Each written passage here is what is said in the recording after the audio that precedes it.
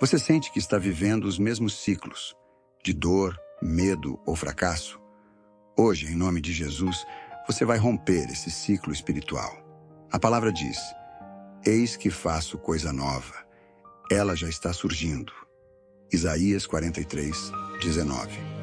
Senhor Jesus, quebra agora todo o ciclo mau e repetitivo que amarra esta vida. Corta padrões antigos, derruba cadeias invisíveis. Onde havia atraso, traz avanço.